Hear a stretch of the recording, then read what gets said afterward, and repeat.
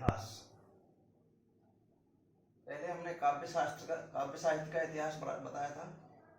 आज हिंदी गद्य साहित्य का जो इतिहास है 8वीं शताब्दी से और 18वीं शताब्दी तक का समय हिंदी गद्य का इतिहास का एक महत्वपूर्ण समय है। इसके लिए इसमें हिंदी के लिए 3 भागों में बांटा गया है। व्यापक अर्थ में हिंदी 8 बोलियों जिनमें ब्रजभाषा, खड़ी बोली, बुंदेली, हरियाणवी, कन्नौजी, अवधी, बघेली तथा छत्तीसगढ़ी, इन 3 भाषाओं और 3 उपभाषा राजस्थानी, पहाड़ी, बिहारी या मैथिली में रचित संपूर्ण साहित्य का प्रतिनिधित्व करता है। ये जो हिंदी साहित्य का इतिहास है तीनों का प्रतिनिधित्व करता है। और दूसरा है विज्ञान, भाषा विज्ञान की दृष्टि से।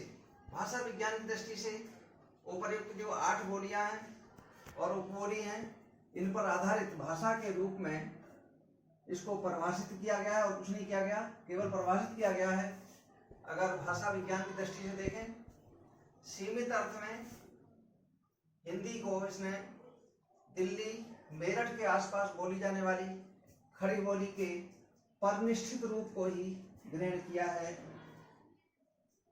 और हिंदी भाषी जो प्रदेश हैं उनमें शिक्षा का माध्यम है तथा संपूर्ण भारत में राष्ट्रभाषा के पद पर प्रतिष्ठित है। इसे और सब प्रकार से मान्य है। इसे 4 वर्गों में विभक्त किया गया है। इसके साहित्य को, हिंदी गद्य साहित्य के इतिहास को 4 वर्गों में विभक्त किया है। पहला है राजस्थानी गद्य। राजस्थानी गद्य में मुनिजिन विजय की आराधना पुस्तक है। ये मंदिरों के आश्रय में लिखी गई है। मंदिरों को आश्रय बना करके, मंदिरों में रह करके ये पुस्तकें लिखी गई। मुनिजिन विजय की आराधना। ऐसे ही विद्यापति ठाकुर की कीर्ति लता और कीर्ति पताका गद्य पद्य मिश्रित ये ऐतिहासिक ग्रंथ है। ज्योतिरीश्वर की वर्ण रत्नाकर।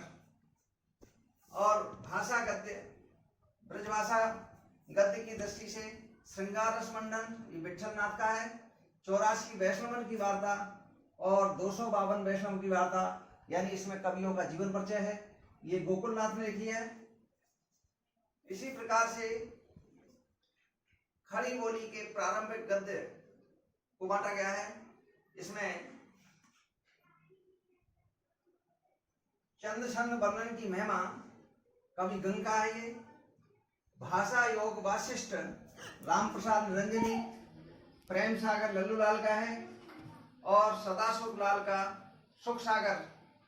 ऐसे ही ब्रजभाषा में अभी यमुनाष्टक विठलनाथ का, षड ऋतु वार्ता चतुर्भुज दास का है। ये सदाशिव लाल का सुख सागर और सदल मिश्र का नास केतु व्याख्यान, ये चारों हिंदी खड़ी बोली के उन्नायक भी माने जाते हैं।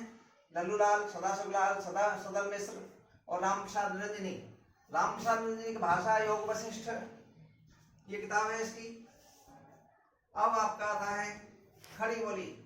खड़ी बोली क्यों इसका नाम खड़ी बोली पड़ा?